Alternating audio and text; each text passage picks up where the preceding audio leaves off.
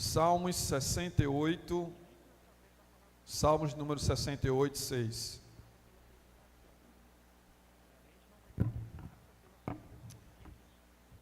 Vamos ler aqui, meu irmão, na retaguarda, por favor. É bom que a gente faz uma leitura só para não estar com a linguagem diferente. 1, 2, 3. Deus liberta aqueles que estão presos em grilhões, mas os rebeldes habitam em terra seca. Só a parte A. Deus faz que o solitário viva. Amém? Pai querido, eterno Deus, maravilhoso, queremos te louvar e te agradecer por tudo que o Senhor tem nos proporcionado, e ver, Deus, a cada família que subiu aqui no altar, te louvando e engrandecendo o teu nome. É assim, Senhor Deus, que nós te agradecemos.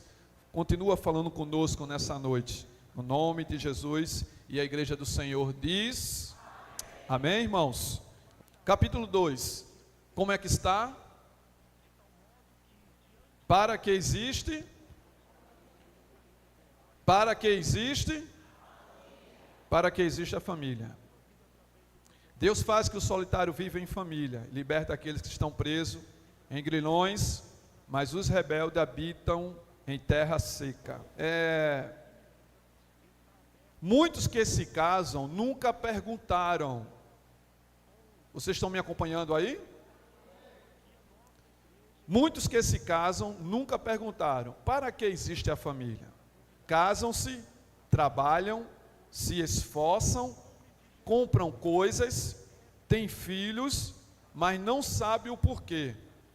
Esta falta de definição leva a maioria das pessoas a crerem que são bons pais, apenas por darem a seus filhos a comida, roupa, casa, escola e etc. Tudo isto é necessário, mas não é o fundamental. Então, o interessante é que muitos, quando se casam, já têm em mente da dedicação que vai ter que fazer em prol da família. Vai ter que se esforçar, vai ter que correr, sabe que vai ter filho, vai ter que comprar leite, vai ter que comprar fralda. E muitos se casam nessa maior intenção: vou me casar, vou ter família, mas vai ser com esta intenção. Então, o irmãozinho Davi colocou, mas já no próximo domingo não vai estar mais aqui na retaguarda, amém? Então já fica ciente, porque domingo foi o início, então na segunda lição, mas a partir da terceira, nós, cada um esteja com sua apostila. Amém, irmãos? Tudo isto é necessário, mas não é o fundamental. Então, qual é o propósito da família? Vamos ver. Primeiro ponto, temos alguns objetivos errados. A letra A. Alguns têm como principal objeto da vida o progresso material. Vivem desejando e trabalhando para alcançar o progresso desejado. Lucas 12:15. Bota Lucas 12:15. Tem que se esforçar. Mas se esquecemos do progresso espiritual. Progresso material, corremos, temos que correr, tenho que comprar isso, tem que fazer feira, eu tenho que fazer isso, claro, você tem que fazer. Mas a Bíblia diz em Lucas 12:15, cuidado, isso nos dá uma advertência. A Bíblia diz em Lucas 12:15, e diz-lhes: acautelai-vos, guardai-vos, de que, irmãos? Da avareza, porque a vida de qualquer não consiste na abundância do que possui. Então, muito cuidado da avareza. Queremos correr tanto, e cuidado, pastor, e o que é a avareza? A avareza é o apego ao dinheiro e aos bens materiais. A avareza é isso. Às vezes nós queremos apegar ao dinheiro, irmãos, e os bens materiais. Sabe por que Deus me deu aquilo, Deus me deu aquilo? Então eu tenho que correr atrás. E é esse cuidado, a gente vê a história do jovem rico. ele queria acompanhar Jesus. Aí ele foi perguntar o que era necessário para acompanhar Jesus. Jesus disse: olha, tudo que tu tens, tu vai e vende. Eu já ouvi isso. Opa, isso aí eu não faço não. Quer dizer, para seguir Jesus como discípulo, ele teria que abandonar o que ele tinha para acompanhar Jesus. E a gente vê muito isso dentro das famílias. O progresso espiritual na vida da família tem que seguir com o progresso material, os dois juntos. Ah, porque eu não tenho tempo de buscar a Deus e se esquece do principal. Então, esse é o cuidado. Você conhece alguém avarento, irmãos? Você conhece alguém assim? Eu conheço uma tonelada. Pessoas que são avarentos, apegado aos bens, apegado ao dinheiro. O dinheiro é bom, irmãos, mas para quem não sabe administrar se torna maldição.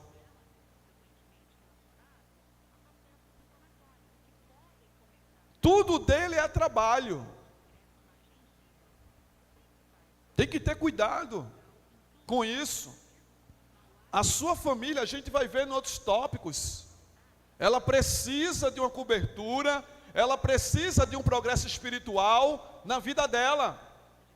Aí o que é que faz se tornar a pessoa, ela começa a ficar doente?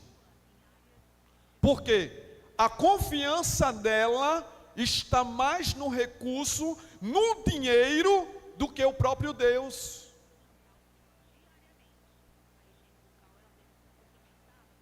Então isso serve de alerta.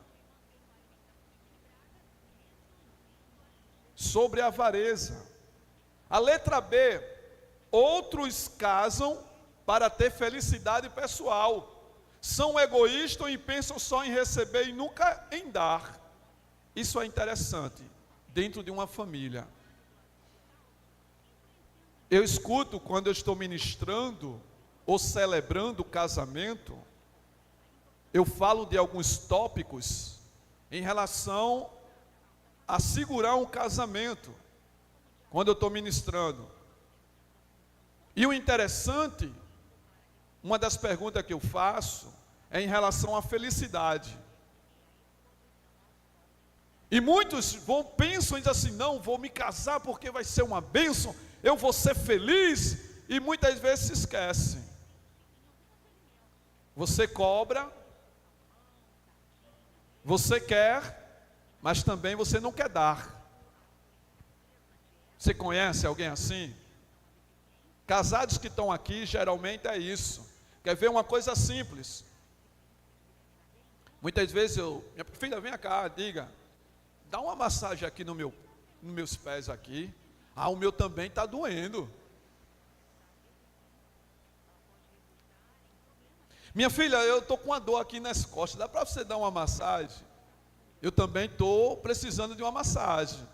Quer dizer, muitas vezes nós queremos cobrar, mas não damos primeiro. Você está entendendo? Quer dizer, eu preciso primeiro dar para depois receber. Você está aqui, diga amém. Quer dizer, queremos ver felicidade, mas não queremos dar primeiro. Então muitas pessoas se casam pensando porque eu vou ser feliz, porque eu quero essa felicidade, e nunca quer dar, irmãos. Ele é egoísta. Ele não dá um cheiro, ele não faz um carinho, eu não digo fazer comida, quem sabe fazer comida, que não é minha praia, que eu não sei cozinhar, mas você é necessário dar também e não só querer receber. Isso é mais para os homens, mas também tem homens que ele se dá muito e recebe pouco da companheira. Então, quer fazer a outra pessoa feliz e você se tornar feliz? Isso tem que ser algo bilateral, tem que ser os dois. não só de uma parte só querer receber. Então tem que ser os dois. Atos 20:35, a Bíblia diz que o apóstolo Paulo vai dizer que a maior felicidade é em dar do que receber. O apóstolo Paulo estava dizendo isso, que é melhor você dar do que receber. Há uma felicidade nisso. Então, irmãos, quer fazer a outra pessoa feliz? Diga para ela: eu primeiro tenho que dar, para depois receber.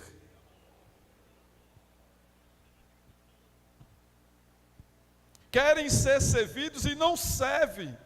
É um fracasso, é certo, irmãos. Por quê? Ou senão você vai estar dentro de uma família ou dentro de um casamento, levando com a barriga. Por que levando com a barriga? Porque a outra parte só quer receber e a outra fica só dando, e a outra parte só quer. Mas na hora de ele dar, ele não quer, irmãos. Aí se torna um casamento fracassado. A melhor coisa é quando os dois estão dando, servindo um ao outro, contribuindo um ao com o outro. Então isso é importante para dentro da sua casa, para a sua família. Isso serve para os filhos também, de querer dar e receber. Isso dentro da casa tem que ser ensinado. Olha, filhinho, você também tem que saber dar, viu? Não é só dizer: maninha, me dá isso, maninha, bota o meu comer, maninha, bota o meu café, maninha. Não, também é dizer assim: a maninha, o que é só está precisando? Eu vou lavar os pratos, eu vou arrumar a casa, eu vou ajeitar o meu quarto. Mesma coisa são os filhos. Quer dizer, tem que ser os dois. A letra C, outros fazem da família um fim em si mesma. É a idolatria da família. A família se torna mais importante que Deus. Isso aqui é um ponto crucial, irmãos. Meu diácono Irivaldo. Outros fazem da família um fim em si mesma. É a idolatria da família. A família se torna mais importante do que Deus. Quer dizer, é quando a família ela faz a idolatria, irmãos. Isso é algo miserável aos olhos de Deus. Não, a família é essa aqui, não. Olhe, não. Se fulano não for, ninguém vai. Se fulano não for para ali, ninguém vai. Se fulano não fizer, a família toda não faz. Idolatria, se dá o nome disso.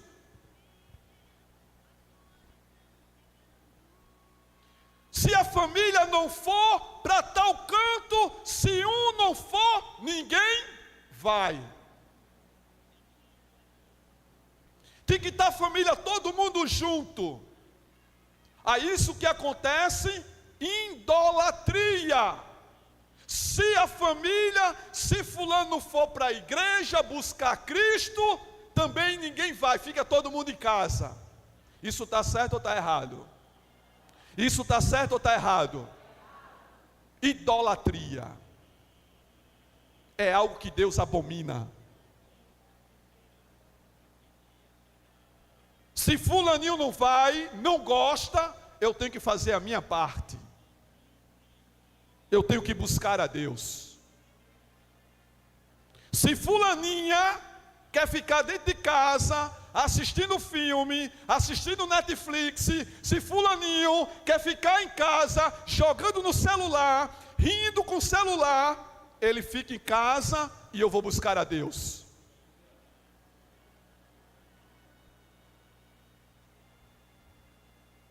Idolatria familiar. A Bíblia diz em Lucas capítulo 14, versículo 26, se alguém, olha o que Jesus está falando, se alguém vier a mim e não aborrecer pai, mãe, a mulher, filho, os irmãos, as irmãs e ainda a própria vida, não pode ser meu discípulo. Lucas 14, 26. O significado deste versículo não é odiar a família. Não é isso que Jesus está ensinando aqui. A passagem, ela está ensinando a prioridade de você buscar a Jesus. Você tem que ter uma prioridade. É isso que Jesus está ensinando. Se aquele não deixar pai, mãe, a mulher, a irmã, o filho, o irmão, até a sua própria vida, esse não é o meu discípulo. Misericórdia, que palavra forte. Quem está dizendo isso? É Jesus, irmãos. É Ele que está ensinando isso, irmã. É uma questão de prioridade. É você buscar Cristo. Aí tem gente que começa a idolatrar a família. Idolatria familiar. Se fulano não for, ninguém vai. Está errado. E a salvação é conjunto, é? A salvação, ela é o quê? Individual.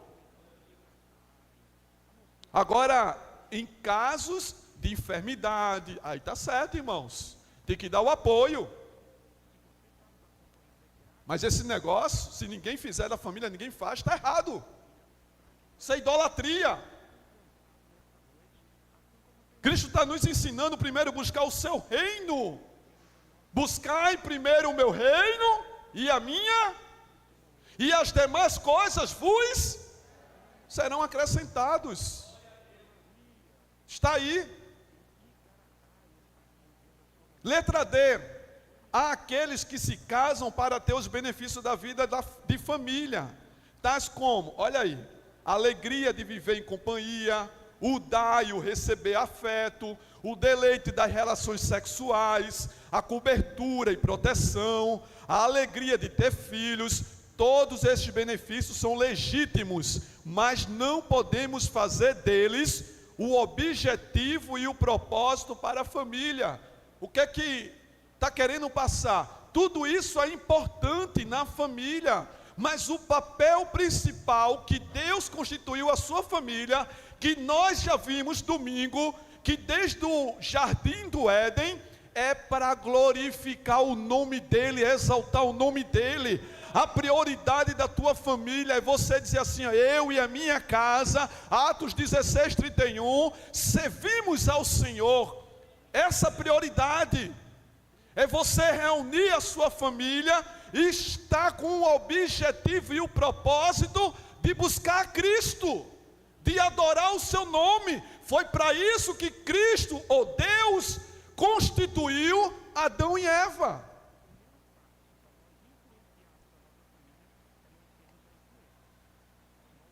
Qual é o propósito de Deus para a família? Qual é o propósito de Deus para a família? Deus, tópico 2.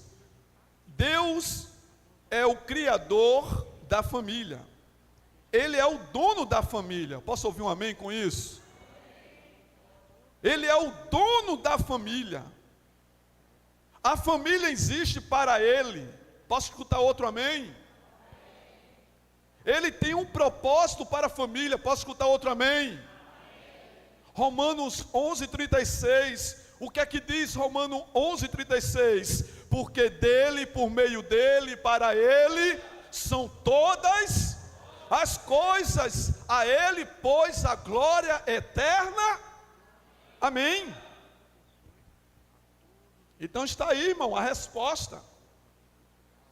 Um propósito da família que Deus criou. Está aí para adoração. É para isso que a família existe. A família existe porque Deus instituiu o casamento. Porque Deus, uma esposa para Adão. Porque Deus tem um propósito eterno. Deus tem um propósito eterno para a minha e a sua família. É por isso que Ele constituiu. É por isso que nós estamos vendo esse seminário. Deus constituiu a família, foi para isso. Tópico 3. Como a família coopera com o propósito de Deus? Como é que a minha família vai cooperar para o propósito de Deus? Como é? Vamos ver isso agora. Letra A. Na criação de filhos para Deus. É emocionante pensar que podemos ter filhos a quem Deus pode adotar como seus filhos. Com este propósito em vista, todo o trabalho e esforço da família se transforma em um serviço para Deus. Cozinhar, lavar, passar, trabalhar para o sustento diário, ter filhos, criá-los, instruí-los, educá-los, tudo isso deve ser para Deus. Somos seus colaboradores. Então, a Bíblia diz, irmãos, olhe para cá, a Bíblia vai dizer que os nossos filhos são de Deus. Olha que coisa maravilhosa. Deus, Ele nos adota como filhos. Que maravilha! Então você está criando, e o que nós acabamos de ler, que quando nós fazemos as nossas atividades diárias, até para o sustento da família, tudo isso vai se tornar para glorificar o nome de Deus. No momento quando eu dou prioridade para as coisas de Deus, lavar, cozinhar, passar, então a mãe, ou o pai, ou todos unidos ou juntos, quando ele faz isso com um propósito, que é para glorificar o nome dele, exaltar o nome dele, a Bíblia diz, irmãos, você vai anotando aí, que tem coisa que não está na apostila, mas o pastor colocou referência, a mais, em Romanos 8, 14 ao 16, bota aqui rapidinho por favor, Romanos 8, 14, Romanos 8, 14, a Bíblia diz assim, Romanos 8, verso 14,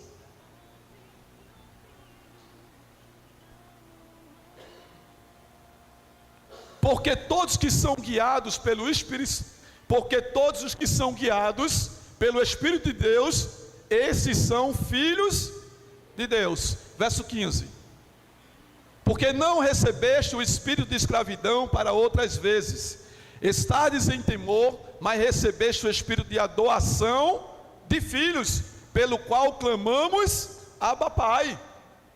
O versículo 16 para a gente encerrar. O próprio Espírito testifica com o nosso Espírito que somos filhos de Deus. Então está aí, recebemos uma doação, no momento que nós entregamos para Ele, como filho de Deus, Abba Pai. Então os pais e as mães que estão aqui, você está criando seu filho, mas saibam que eles são de Deus. Posso ouvir um amém? Fique certo disso. Ah, pastor, mas está desviado. Mas ele vai voltar, irmãos. Ele vai voltar para a casa do Pai. Ele já é selado para a glória de Deus. Os que casam com o propósito de ter os benefícios do casamento, dificilmente serão felizes. E logo descobrirão que além dos benefícios, há trabalho, responsabilidade, dificuldades, lutas e sofrimento. Deus na forma de uma família para si mesmo. Deixa eu só parar aqui para poder explicar. Muitos se casam com um propósito de ter benefício do casamento. E dificilmente serão felizes. Por quê? Logo vão descobrir que além dos benefícios, há tanta responsabilidade de trabalho, que isso vai se tornar cansativo. Mas no momento que ele está trabalhando, se dedicando, para ver a sua família na presença de Deus, isso não se torna cansativo. Isso vai se tornar um benefício para a sua casa.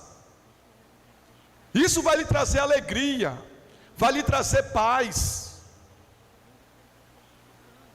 Mas no momento que você só busca o recurso para querer só ter a progressão material e se esquece do espiritual, pode crer, irmão, 99%. Você trabalha, parece que você não vê resultado. Mas no momento que você diz assim, tudo isso, Deus, estou me esforçando, porque eu tenho a minha prioridade, que é te servir. Deus, Ele honra, irmãos. Deus, Ele honra. Deus dá provisão, Deus capacita, Deus lhe dá força. Você pode estar cansado, você pode estar esgotado, mas quando você tem um objetivo, olha, Deus, eu estou fazendo isso porque eu quero estar na tua presença, não se torna algo cansativo, porque é Ele que vai te dar força.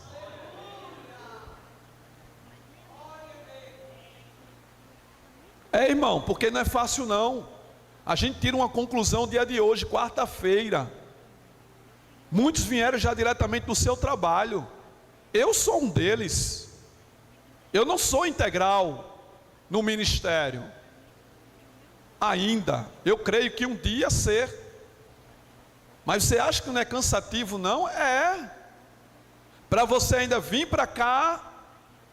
Mas é isso que o pastor está querendo dizer. Quando eu venho para cá, irmãos, que eu estou louvando, estou servindo, estou fazendo alguma atividade dentro da igreja, isso para mim não se torna algo cansativo, é algo gratificante,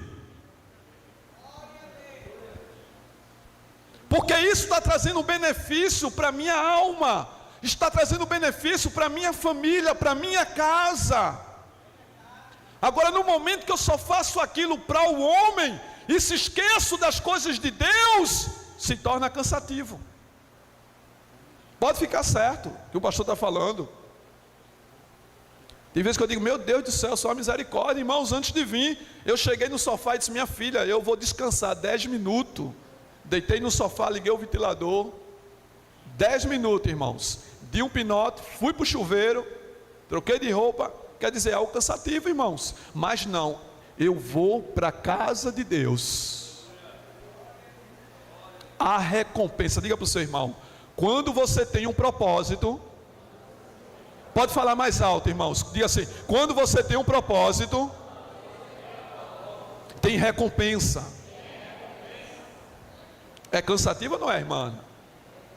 É ou não é? Mas quando a gente sai daqui, irmãos, eu não sei você, mas eu saio daqui regozijado, somente a minha alma.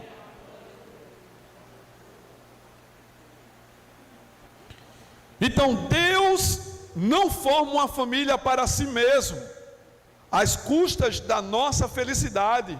Ele quer que sejamos felizes e que desfrutemos os benefícios que a família oferece, mas os benefícios são secundários. O importante é o seu propósito eterno. Como ficam os casais que não podem ter filhos? Pastor, eu estou com minha família, meu marido, ou eu estou com minha esposa, ela não pode ter filho, ou eu não posso ter filho, e eu quero ter os filhos. Todos podem ter filhos, que seja gerado ou adotando-os. Há tantos filhos que precisam de pais, irmãos. Sim ou não? Pode sim, irmãos. Claro que tem aquela pessoa que ela quer que nasça, que gere dentro dela. Mas tem muitos filhos aí, e muitos pais ou mães, que deixam na maternidade, ou então bota dentro da porta, ou joga o filho, deixa dentro de uma caixa. E tem muitos filhos hoje que passaram por isso e hoje estão glorificando a Deus, que encontraram pais que não são biológicos, mas que dá mais resultado que tivesse um pai biológico. Então, isso é importante. Muitas vezes você querer adotar, ser abençoado, você vai abençoar também. E como ficam os que não se casam? É uma pergunta. Como fica os que não se casam? Eu queria saber, cada hora, irmão, não dá a hora já. Falta 5 minutos para poder a gente encerrar. Como ficam os que não se casam? A pessoa solteira, ou a não escolha de casamento, ou do casamento, não é considerado pecado. Uma pessoa que está solteira, e ela, caso não escolha se casar, aí alguém pode olhar para ela e dizer assim: ela não arranja ninguém porque ela está em pecado, ou ele até agora não se casou porque está em pecado. Errado, irmãos, pode ser uma escolha. A pessoa solteira, ela não escolher se casar ou ficar solteira para servir a Cristo, isso é algo bíblico. Isso é algo bíblico. Então, assim, a Bíblia não proíbe o casamento, mas também não o impõe como obrigação. Isso é importante, irmãos. Primeira carta aos Coríntios, capítulo 7, versículo 32.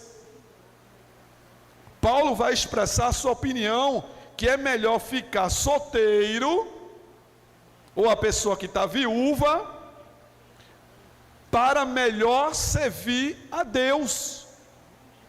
Tem pessoas que ficaram viúvo ou viúva, que preferem ficar desse jeito, para não ter barreiras, e servir melhor a Deus. Então tem este caso, 1 carta aos Coríntios 7,32, vai dizer que é melhor a solteira cuide das coisas do Senhor. Está aí. Por quê, irmãos? Olha, eu já vi vários casos.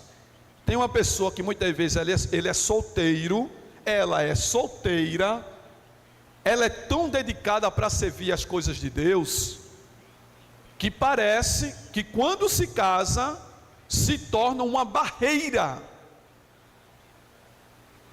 Acontece muito isso. Ele é dedicado na obra, mas ela não é. Ou se não, é o inverso. Ela é dedicada na obra, mas ele não é. Mas antes, quando ele estava solteiro, ou quando ela estava solteira, ela não perdia uma atividade dentro da igreja. Mas quando se casa, todo dia tu quer estar na igreja agora, é? Aí começam as barreiras e os empecilhos para vir buscar a Cristo. Aí o que acontece? Se esfria os dois, ou se não a família. Por isso que os solteiros e as solteiras têm que pedir direção a Deus, irmãos, para colocar uma pessoa certa. Colocar uma pessoa certa, para que ela e ele venham servir junto a Cristo, não ser uma barreira na vida dela e na vida dele. Hoje eu vou para a igreja. Você não vai para a igreja. Não, mas eu vou. Você não vai. Mas rapaz, tu não me encontrasse dentro da igreja, como agora tu quer me impedir dentro da igreja? Não, eu vou participar. Não, você não vai participar. Aí começa o conflito dentro de casa. Aí aquilo que era para ser algo felicidade, algo saudável, começa a ter barreiras, porque ela ou ele não está de acordo com o propósito de buscar a Deus. Peça a direção a Deus, irmãos, para depois não pagar um alto preço. E não coloque a culpa em cima de Deus com as suas escolhas.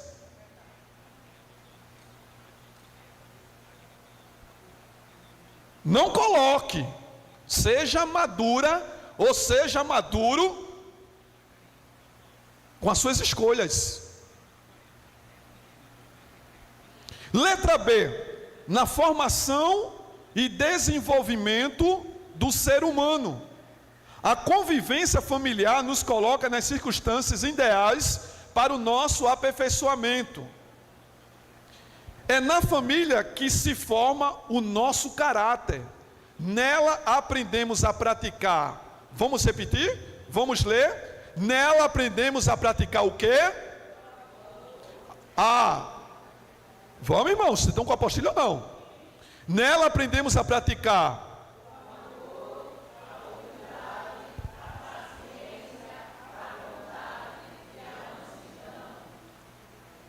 também aprendemos responsabilidades. Quais são? Vamos ler?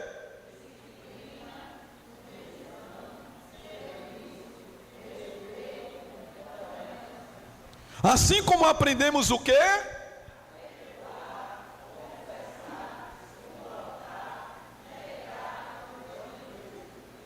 Exercer autoridade com amor, corrigir com graça, sofrer. Está vendo? Isso tudo aqui, irmãos, Gálatas 5:22. O fruto do Espírito.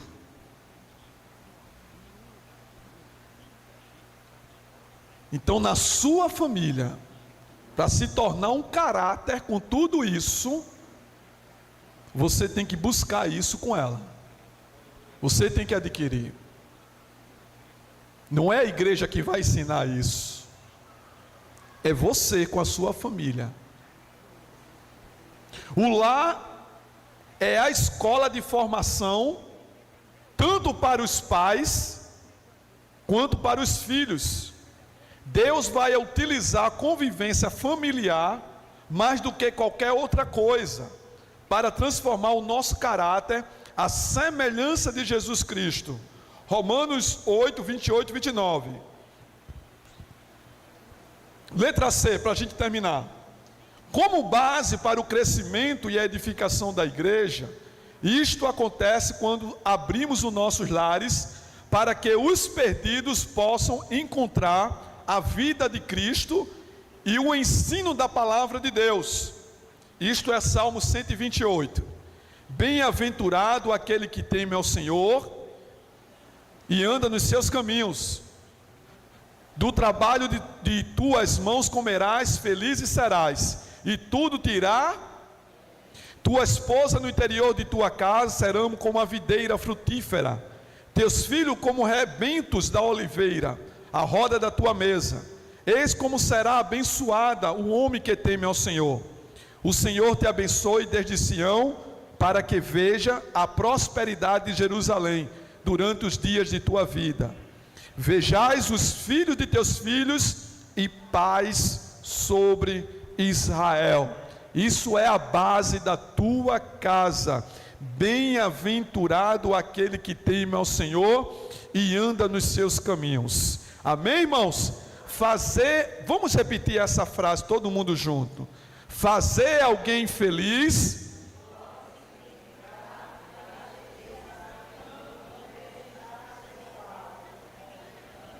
como, por exemplo, comodismo, preguiça e egoísmo. Quer dizer, fazer alguém feliz às vezes vai ser você abrir mão. Aí alguém, mais uma vez, se casa achando que vai ser uma maravilha, vai ser uma felicidade. Não, irmãos, a gente se casa para reconstruir. Aí vai reconstruindo, vai colocando itens. Por quê? Muitas vezes o homem, ele não teve um amor de pai. Ele nasceu bruto, estúpido, ignorante, cavalo.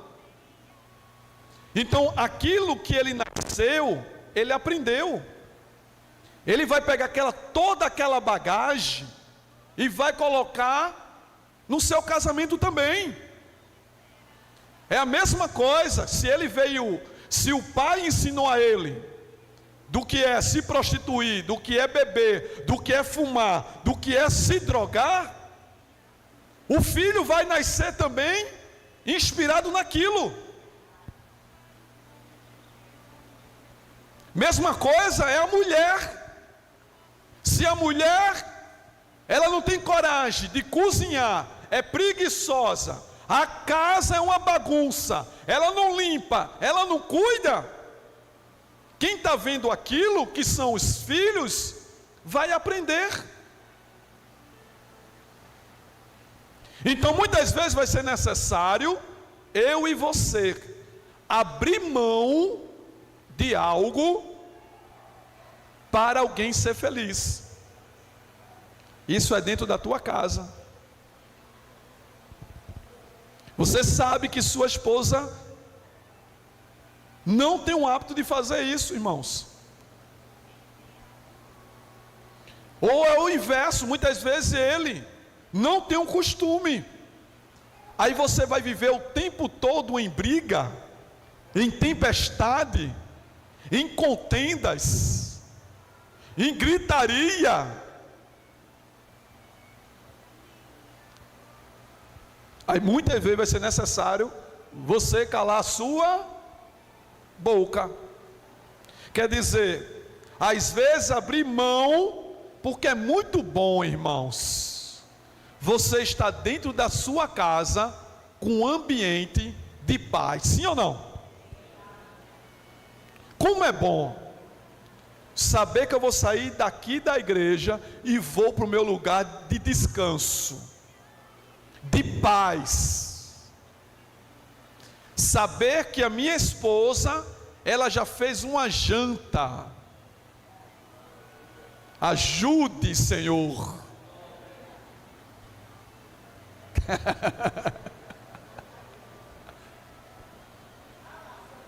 Tá lá a sopinha.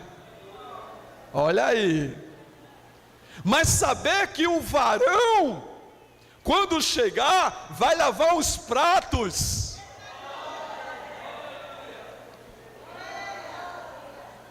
Tem que crer ou não crer?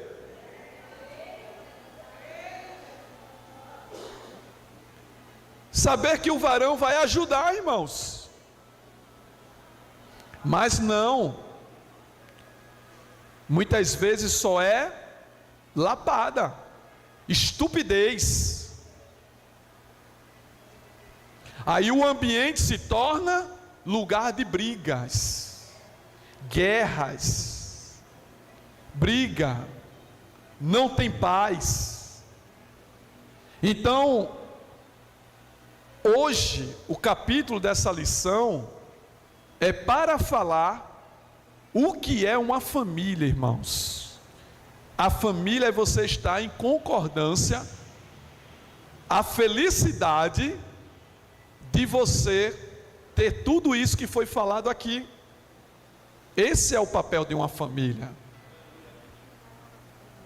Aí isso vai ter paz, vai ter amor, vai ter mansidão, no momento de conflitos, mas aí um vai abrir mão, porque já pensou, você está numa casa, irmãos, você acredita que tem casa, tem famílias, que tem vez, que passa uma semana, um sem falar com o outro, emburrado um com o outro. Muitas vezes passa 2 semanas sem um falar com o outro. Muitas vezes é o filho que não fala com o pai. Por quê? Em conflitos. Alguém vai ter que abrir mão, sim ou não? Alguém vai ter que abrir mão ou renunciar com isso. Quer dizer, abrir mão do bem-estar pessoal momentâneo. Quer dizer, você abre para ter paz dentro da sua casa. Senão vai ser o tempo todo Rússia com a Ucrânia, irmãos. Tempo de briga o tempo todo. Alguém tem que abrir mão, irmãos. Não é fácil. Principalmente quando alguém tem um ego maior. Não é? Um gênio maior. Então é difícil. Mas Deus derrama da sua misericórdia e da sua graça. Amém, queridos? Efésios 5:2 diz assim: e andai em amor, como também Cristo e se entregou a si por nós, em oferta e sacrifícios a Deus em cheiro suave. Andar em amor, irmãos, com a tua família é a melhor coisa. Tu vai ter paz, olha. Tu vai ter like toda vez que tu for dormir. Ambos, no nome santo de Jesus. Amém? Que Deus abençoe. Aplaude ao Senhor. Domingo tem mais. Domingo tem mais, capítulo 3. Estarei falando sobre o casamento. Amém? Para a glória de Deus. Vamos estar orando.